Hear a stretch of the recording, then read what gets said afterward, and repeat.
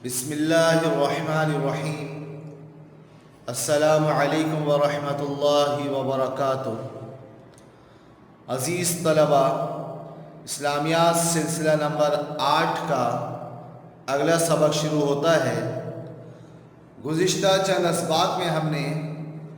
الدعاء والادعیہ سے متعلق سبق پڑھے تھے، جس میں ہم نے دعا کے لغوی اصطلاحی معنی پڑھے، دعا مانگنے کے فوائد اور دعا کی اہمیت وغیرہ ہم نے پڑھی تھی۔ اس کے بعد دعا ہماری قبول ہو جائے تو اس دعا میں کون سی شرائط پائی جانی ہے، وہ شرائط ہم نے پڑھی کہ دعا جو مانگ رہا ہے وہ صرف اللہ سے مانگے، اخلاص سے نیت ہو اور حرام مال سے بچتا ہو، دین کی دعوت و تبلیغ کرتا ہو اور گناہ اور قطع رحمی کی دعا نہ کرے۔ اس کے بعد عزیز طلبہ، ہم نے قبولیت دعا کی مختلف صورتیں پڑھی کہ 3 صورتیں ہیں جو حدیث شریف سے ہمیں پتہ چلتی ہیں کہ ایک شخص جب تمام شرائط کے ساتھ دعا مانگے تو یا تو اس کی دعا یوں قبول ہوگی کہ جو اس نے مانگا وہی مل جائے گا، یا جو مانگا وہ تو نہیں ملے لیکن اس کے بدلے میں اللہ تعالیٰ کوئی اور مصیبت جو اس پر آنے والی تھی وہ ٹال دیں گے، یا جو مانگا وہ بھی نہیں ملا اور کوئی مصیبت بھی نہیں ٹلی، بلکہ اللہ تعالیٰ اس دعا کو آخرت کے لیے اس کے لیے ذخیرہ بنا دیں گے اور آخرت میں اس دعا کے کرنے کا اس کو اجر عطا کریں گے۔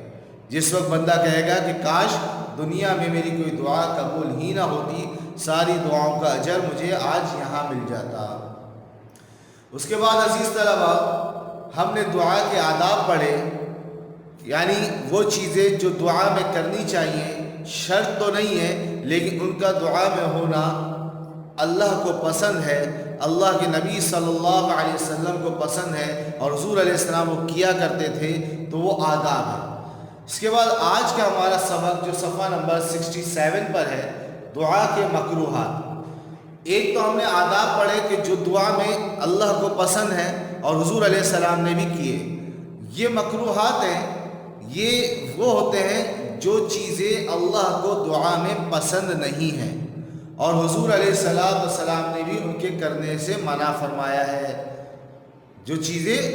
اللہ کو دعا میں پسند نہیں ہیں اور حضور علیہ السلام نے بھی اس کے کرنے سے منع فرمایا ہے، تو دیکھ لیں جس طرح دعا کے آداب ہیں اسی طرح دعا کے مکروہات بھی ہیں، یعنی کچھ چیزیں ایسی ہیں جو دعا مانگتے وقت نہیں کرنی چاہیے، اس لیے کہ نبی کریم صلی اللہ علیہ وسلم نے ان کو منع فرمایا ہے۔ تو یہ دعا کے مکروہات ہیں۔ یہاں سے ہمارا سبق شروع ہوا ہے، صفحہ نمبر 67 یعنی 67۔ یا آپ کھول کے رکھیں اپنی کتاب اپنے سامنے اور کتاب دیکھتے رہیں، ایک ایک پوائنٹ ہم پڑھتے جائیں گے، ایک ایک مکروہ پڑھتے جائیں گے اور اس پہ کوئی بات ہوگی تو آپ کے سامنے آ جائے گی۔ تو دعا کے مکروہات کون سے ہیں؟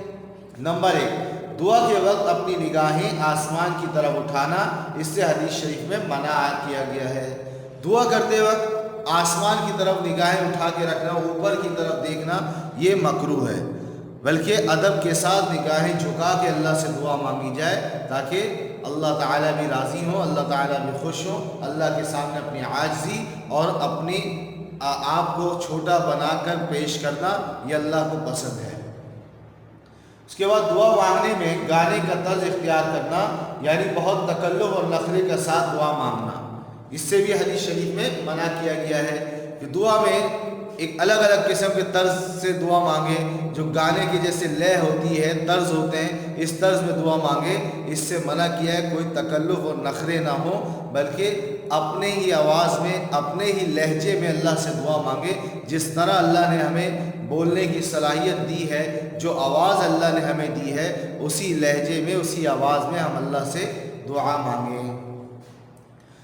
اگلی بات، کسی ایسی چیز کی دعا کرنا جس کے بارے میں ایک جانب کا فیصلہ ہو چکا ہو، مثلا ایسی بات کی دعا کرنا جو بدلتی ہی نہیں، جیسے کوئی مرد عورت بننے کی اور عورت مرد بننے کی دعا کرے، کوئی شخص بغیر کسی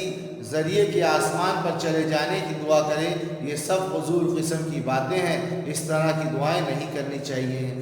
یہ سب منع ہے کیونکہ یہ اللہ کی طرف سے ایک فیصلہ ہو گیا ہے، اس فیصلے کے مطابق جو چیز جیسی بنا دی ہے وہی ہے، اب اس کو تبدیل کرنے کی دعائیں کرنا یہ فضول سی بات ہے کہ ایک انسان کیا ہے کہ میں یہ زمین پہ کھڑا ہوں اور بغیر کسی ذریعے سے کہ کوئی چیز میرے پاس نہ ہو اور اللہ سے دعا مانگے اللہ مجھے آسمان پہ پہنچا دے، تو یہ بیکار دعا ہے۔ اور اسی طرح کوئی انسان کہے کہ یہ جو زمین ہے یہ آسمان بن جائے، یہ جو آسمان ہے یہ زمین بن جائے،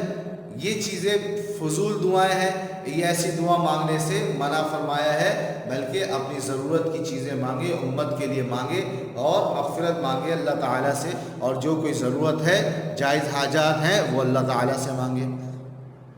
اگلی بات، دعا کی قبولیت میں جلد بازی کرنا، حدیث میں اس کی ممانعت آئی ہے۔ جلد بازی کا مطلب یہ ہے کہ اگر دعا کی قبولیت میں دیر لگے تو گلے شکوے شروع کر دے یا یہ کہنے لگے کہ مجھے تو دعا قبول ہوتی نظر نہیں آتی۔ دعا کی قبولیت میں جلد بازی کرنے سے بھی منع فرمایا۔ کیا مطلب؟ ایک شخص دعا کر رہا ہے، اللہ سے خوب مانگ رہا ہے، اور 4 شرائط جو اللہ تعالیٰ نے بتائی ہیں احادیث سے جو ہمیں پتہ چلی ہیں، وہ چاروں شرائط اس میں پائی جا رہی ہیں دعا میں، اور جتنے آداب ہیں ان سب آداب کی بھی وہ رعایت کر رہا ہے، بالکل آداب کے ساتھ دعا مانگ رہا ہے، سارے آداب اس میں پائے جا رہے ہیں، لیکن دعا قبول ہوتی نظر نہیں آ رہی۔ تو انسان سوچتا ہے کہ میری تو دعا قبول ہی نہیں ہو رہی، میں تو کب سے دعا مانگے جا رہا ہوں اور اللہ سے مانگے جا رہا ہوں تمام شرائط کے ساتھ، آداب کے ساتھ، اللہ تعالیٰ تو نعوذ باللہ یہ جملے کہنے لگ جاتے ہیں کہ اللہ تو میری سنتے ہی نہیں ہے، اللہ تو میری بات کو مانتے ہی نہیں ہے، اور پھر دعا کرنا چھوڑ دیتا ہے۔ یہ جیسے اگلی عبارت میں لکھا ہے کہ بہت سے لوگ جہالت کی وجہ سے کہہ دیتے ہیں کہ ہم برسوں سے دعا کر رہے ہیں، تسبیح کے دانے بھی گھس گئے لیکن کوئی اثر ظاہر نہیں۔ یہ سب غلط باتیں ہیں۔ عزیز طلبہ، اگر ہم صرف اس چیز کو جان لیں اور یہ چیز ہمارے دل میں آ جائے کہ قبولیت دعا کی 3 صورتیں ہیں۔ نمبر 1، جو مانگا ہے وہ مل جائے گا، نہیں ملا تو کوئی مصیبت ٹل جائے گی، یا اللہ تعالیٰ اس دعا کو آخرت کے لیے رکھ لیں گے۔ تو ایک انسان کے دل میں یہ بات ہوگی تو اگر اس نے اللہ سے خوب دعائیں مانگی اور جو چیز مانگی وہ نہیں ملی تو وہ یہ دیکھے اپنے آس پاس کہ مجھ پر کوئی مصیبت آنے والی ہوگی، وہ اللہ نے ٹال دی، یا کوئی پریشانی آئی ہوئی تھی اللہ نے وہ دور کر دی۔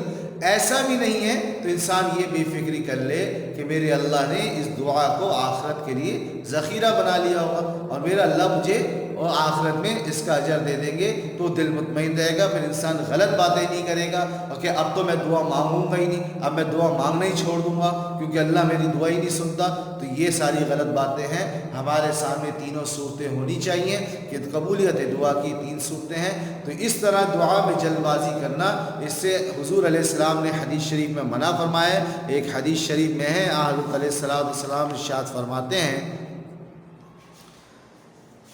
لا يزال يستجاب للعبد ما لم يدع بإثم أو قطيعة رحم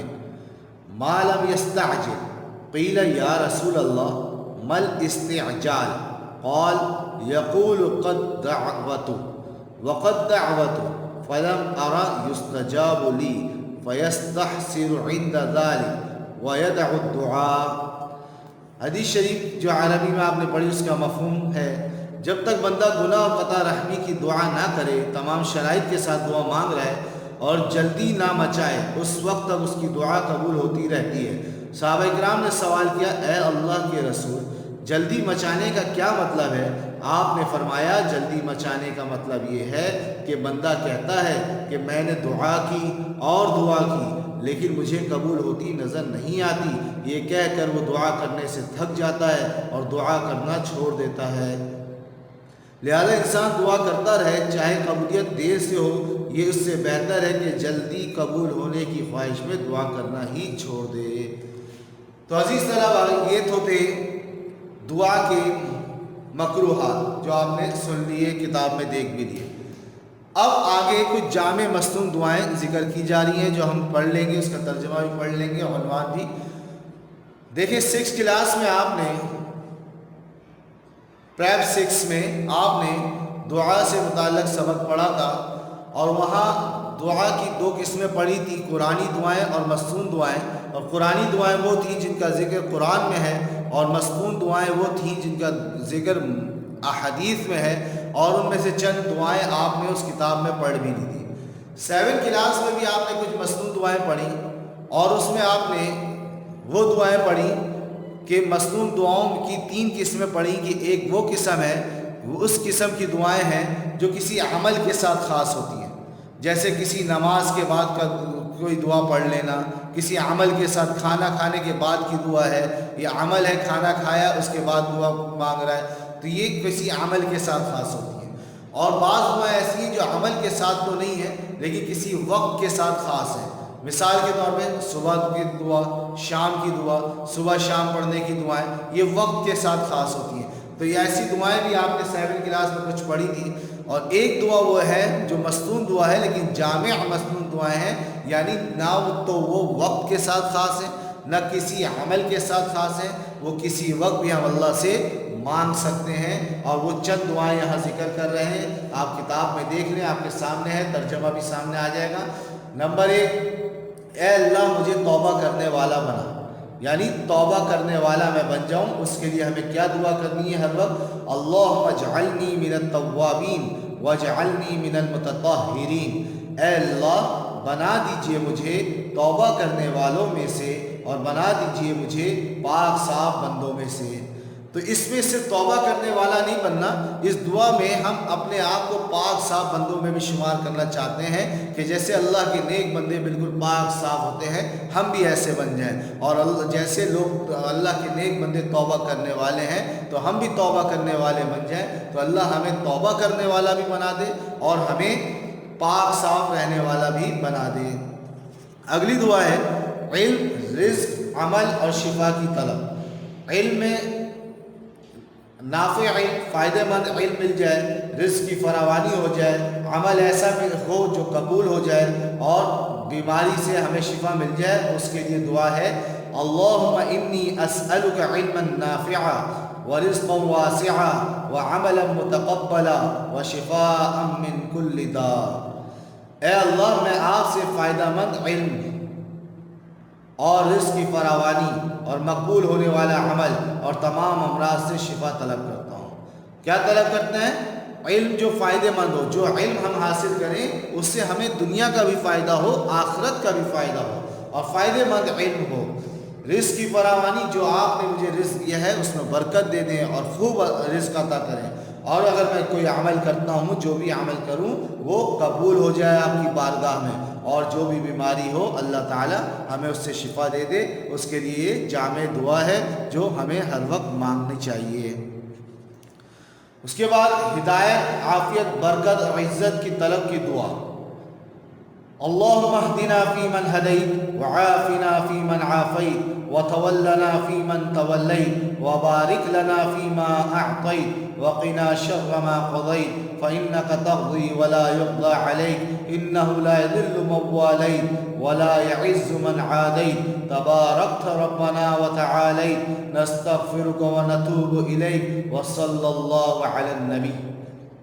ترجمہ، الہی ہمیں ہدایت بخش دیجئے ان لوگوں کے ساتھ جنہیں آپ نے ہدایت بخشی، جیسے آپ نے اپنے نیک لوگوں کو ہدایت عطا کی ایسے ہمیں بھی ہدایت عطا کر دیجئے، اور ہمیں عافیت بخش دیجئے ان لوگوں کے ساتھ جنہیں آپ نے عافیت بخشی، جن لوگوں کو، جس نیک لوگوں کو آپ نے عافیت عطا کی ایسے ہمیں بھی عافیت عطا کر،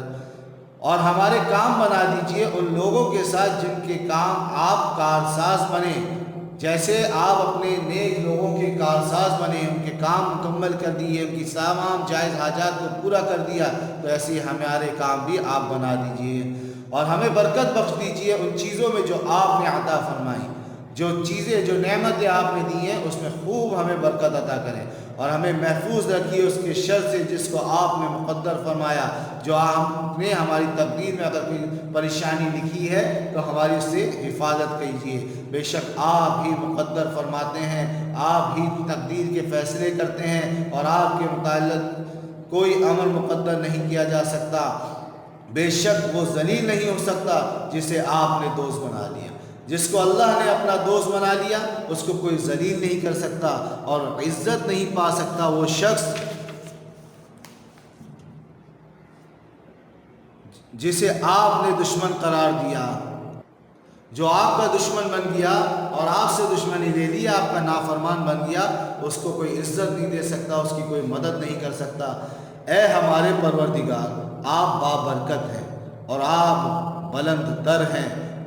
ہم آپ سے مغفرت مانگتے ہیں، آپ ہی بڑے ہیں، آپ ہی سب کچھ ہیں، ہم آپ ہی سے مغفرت مانگتے ہیں اور آپ کی طرف توجہ کرتے ہیں۔ اور اے اللہ رحمت نازل فرمائیے نبی محمد صلی اللہ علیہ وسلم پر۔ اگلی دعا ہے مسلمانوں کے لیے اتحاد، نصرت اور کفار کے لیے انتشار اور شکست کی دعا، کہ مسلمانوں کا آپس میں اتحاد ہو جائے اور دشمنوں کے مقابلے میں، کافروں کے مقابلے میں ان کی مدد ہو، اور کفار کے آپس میں انتشار ہو جائے، وہ آپس میں پھوٹ پڑ جائے اور ان کو ہمیشہ شکست ملے، اس کے لیے دعا۔ اللہم اغفر لی وللمؤمنین والمؤمنات والمسلمین والمسلمات وألف بین قلوبہم واصلح ذات بینہم وانصرهم على عدوك وعدوهم اللهم العن الكفرة الذين يصدون عن سبيلك ويكذبون رسلك ويقاتلون أولياءك اللهم خالف بين كلمتهم وزلزل أقدامهم وأنزل بهم بأسك الذي لا ترده عن القوم المجرمين اللهم إنا نجعلك في نحورهم ونعوذ بك من شرورهم۔ اس کا ترجمہ ہے، اے اللہ بخش دیجئے مجھے اور سب ایمان والوں اور ایمان والیوں کو اور مسلمان مردوں اور عورتوں کو، اور اتحاد پیدا فرمائیے ان کے دلوں میں، مسلمانوں کے دلوں میں آپس میں اتحاد ہو، ایک دوسرے سے محبت کرتے ہوں، ایک دوسرے کا خیال کرتے ہوں، اور ان کی کشیدگی کی اصلاح فرمائیے۔ آپس میں اگر کوئی اختلاف ہے تو اس کو دور کر دیجئے اور ان کو فتح دیجئے اپنے دشمن پر اور ان کے دشمن پر، جو مسلمانوں کے بھی دشمن ہیں اور اللہ کے بھی دشمن ہیں، ان پر مسلمانوں کو فتح دیجئے، کامیابی دیجئے۔ اے اللہ لعنت فرمائیے کافروں پر، اور جو آپ کے راستے سے روکتے ہیں، جو کافر آپ کے راستے سے ہمیں روکتے ہیں، تنگ کرتے ہیں مسلمانوں کو، ان کو لعنت فرمائیے، اور آپ کے رسولوں کو جھٹلاتے ہیں ایسے، اور آپ کے دوستوں سے جنگ کرتے ہیں، تو ایسے کافروں پر لعنت کیجئے۔ اے اللہ پھوٹ ڈال دیجئے ان کی تقریر میں، جو یہ کافر مسلمانوں کے خلاف تقریر کرتے ہیں تو ان کی آپس میں ہی پھوٹ ڈال دیجئے اور لڑکھڑا دیجئے ان کے پاؤں، جو مسلمانوں کے ایمان والوں کے سامنے آ کے کافر کھڑے ہیں، ان کے پاؤں لڑکھڑا جائیں اور مسلمانوں کو فتح مل جائے، اور ان پر اپنا وہ عذاب نازل فرمائیے جس کو آپ واپس نہیں لیا کرتے مجرموں سے۔ الہی ہم کرتے ہیں آپ کو ان کے مقابلے پر، ہم تو کچھ بھی نہیں، آپ ہی سب کچھ ہیں، آپ کی مدد ہے تو ہماری کامیابی ہے، ہم آپ کو ان کے مقابلے پر کرتے ہیں اور آپ کی پناہ لیتے ہیں ان کی شرارتوں سے، جو شرارتیں جو وہ ہمارے خلاف کر رہے ہیں اس کے خلاف ہم آپ کی پناہ میں آنا چاہتے ہیں۔ عزیز طلبہ، یہاں سبق ختم ہوتا ہے، الدعاء والادعیہ کا سبق ہمارا مکمل ہوا۔ پہلا باب ہم نے جو پڑھا وہ علم عقائد کا پڑھا، دوسرا الدعاء والادعیہ پڑھا، اور اگلا جو سبق شروع ہوگا ہمارا وہ فقہ ہے، وہ انشاءاللہ اگلے سبق میں ہم پڑھ لیں گے۔ عزیز طلبہ، جامع مصنون دعائیں پڑھی ہوئی ہم نے، یہ ہمارے بہت فائدے کی ہیں اور حضور علیہ السلام نے ہمیں یہ سکھائی ہیں، تو ہمیں چاہیے کہ ہم ان دعاؤں کو پہلے تو یاد کریں اور ان کا ترجمہ بھی ہمیں یاد ہو، کہ جب ہم یہ دعا مانگیں اللہ سے تو ہمیں پتہ ہو کہ ہم اللہ سے مانگ کیا رہے ہیں۔ صرف زبان چل رہی ہے، پتہ ہی نہیں کیا، گو کہ اللہ تعالیٰ اس وقت بھی سنیں گے کہ جو ہم مصنون دعا اگر ہمیں ترجمہ نہیں بھی آتا اور ہمیں نہیں پتہ کہ ہم کیا مانگ رہے ہیں، بس ہم یہ جانتے ہیں کہ ہمارے نبی، پیارے نبی خاتم النبیین صلی اللہ علیہ وسلم نے یہ مانگا ہے اللہ سے، تو ہم وہ مانگ رہے ہیں تو اللہ وہ بھی سنے گا۔ لیکن چار چاند لگ جائیں اور دعا میں مزہ بھی آئے تو اس کے لیے بہتر ہے کہ دعاؤں کے ساتھ، عربی عبارت کے ساتھ ہمیں ترجمہ بھی آتا ہو، کہ جب ہم مانگ رہے ہوں اللہ سے تو ہمیں پتہ ہو کہ ہم اللہ سے کیا چیز مانگ رہے ہیں، کیا دعا مانگ رہے ہیں۔ تو ان دعاؤں کو بھی یاد کریں، جو سبق چلتا جا رہا ہے اس کو بھی یاد کرتے رہیں، تھوڑا تھوڑا پڑھتے رہیں۔ عملی کتاب کی جہاں تک PDF بھیج دی ہے، کاپی کے اور عملی کتاب کا کام بھیج دیا ہے، وہ بھی مکمل کر کے رکھیں، اور جو آگے ہم نے سبق پڑھ لیا ہے اس کا کام اب تک نہیں آیا، وہ بھی انشاءاللہ ایک آدھ دن میں آپ کو مل جائے گا، تو وہ بھی آپ ہاتھ کے ہاتھ مکمل کر لیجئے گا۔ السلام علیکم ورحمۃ اللہ وبرکاتہ۔